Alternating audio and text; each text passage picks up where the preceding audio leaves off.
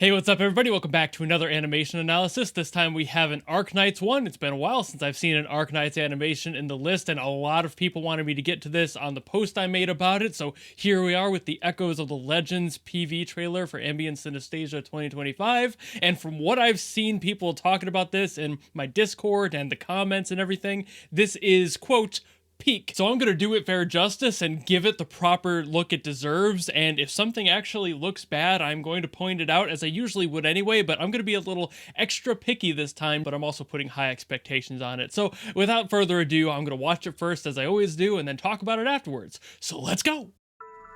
From Ambience it sprang, our very own refrain from distant memories. Whoa. Through the epochs it sang, a soft murmur narrating past encounters and what is yet to be. Ooh, the visual quality definitely has gone up. The rhythm still courses within the pulse of recollection. It sprouted and grew, turning into a journey beyond imagination. Man, yeah, the shading is nuts on this. There's so much detail there. Silently, it breached the boundaries of time. Every tune a trail. It's giving Unreal Engine 5. It might be. It might be done in that. Ooh, great fluid Can you sims. feel the rippling notes? See how Great it dance volumetrics. across aging groves. Okay, I see why people are calling it peak.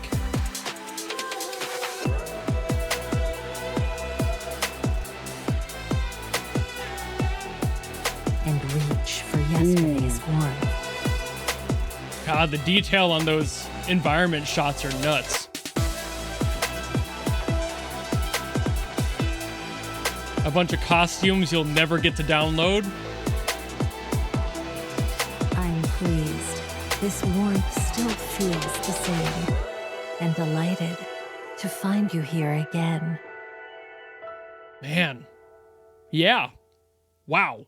That's going to be a lot to talk about just in the environment shots alone. There was still some good stuff with the characters as well, but it was mostly the environmental showcase here. That does make it a little bit easier just to do environments. Those are much easier to render, but I'm getting ahead of myself. I will get my thoughts together and walk through everything like I have been recently. So the first thing I've got to state is actually a negative. This isn't necessarily an animation thing, but audio always plays a part, so it's worth mentioning that the narration is actually kind of weak. The script is perfectly fine, of course, but the overall mix ends up getting drowned out multiple times throughout the video, and I'm sure this is due in some way to the dubbing process for the English version, assuming that the original is Chinese, but it's definitely left a sour note in my ear. The way it just sounds is a little off. The voice was overly compressed to the point where you can even hear distortion in her voice, and I feel a portion of that could be due to the proximity effect, which is basically having your mouth closer to a microphone, allowing for more low range to be captured, but it either ended up overloading the mic or there was just too much post-processing done to it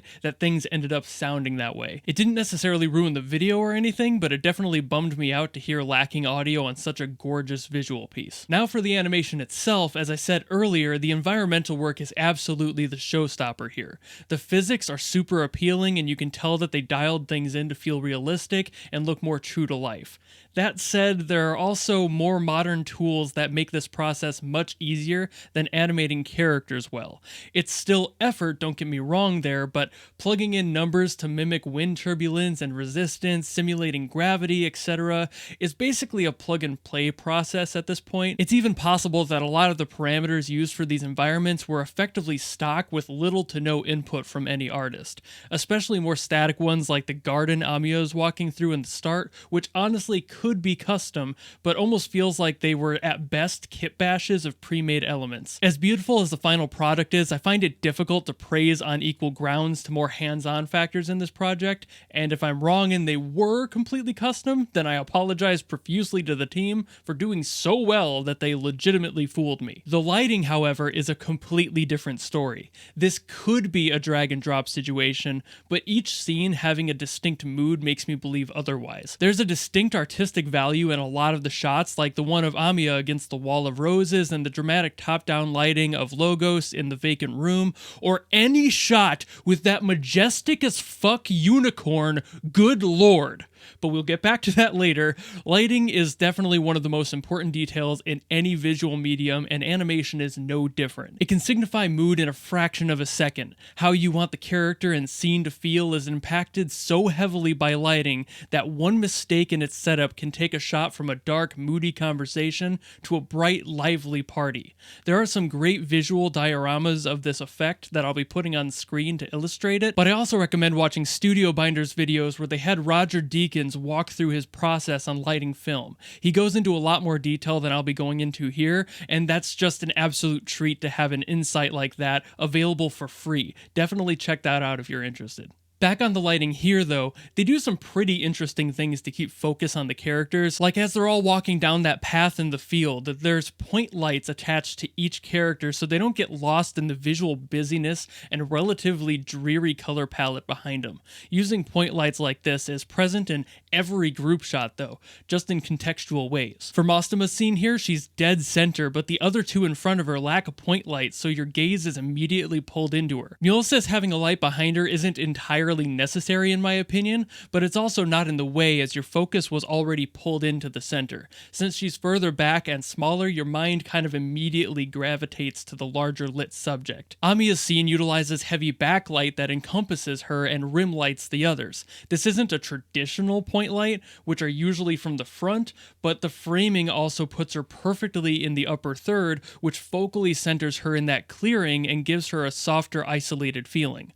Also, all of Logos' solo shots kind of do the same thing, but the point lighting is directly above, leading to a more moody variant of that isolated look. My personal favorite though, no bias, is Mulysses' shot, which not only gives her the fully solo point lighting, ignoring the others walking in front of her for this really neat effect, but she also finds the camera with her eyes, which is an insanely minute character detail that just makes me geek out a little bit.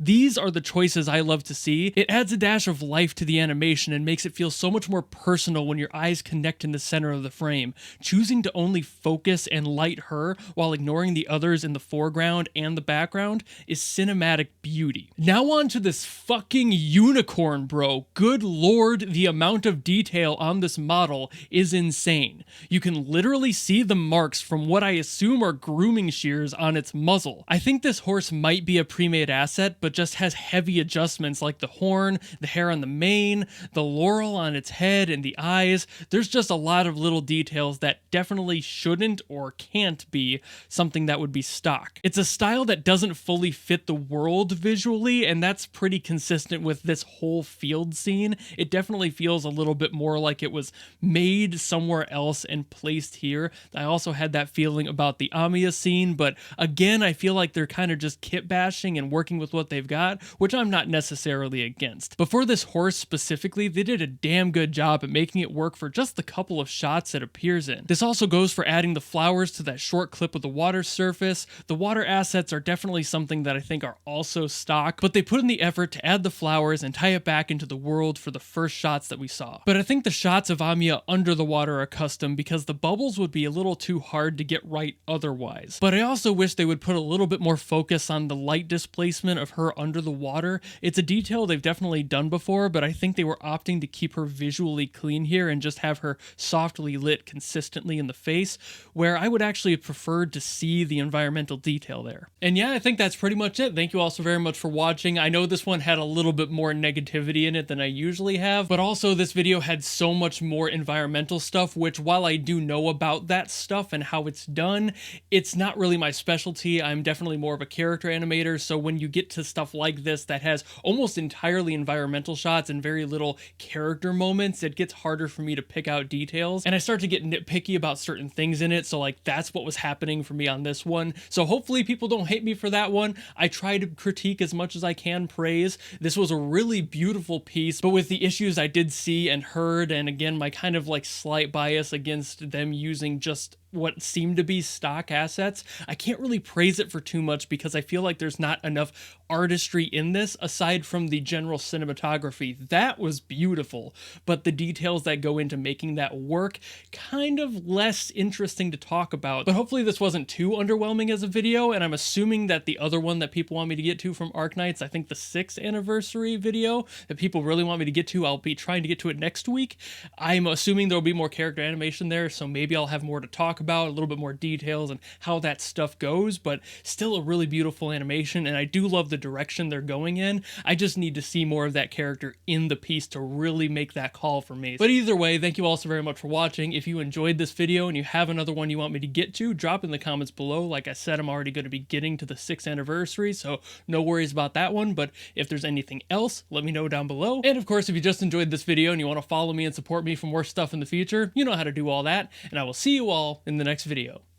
Goodbye!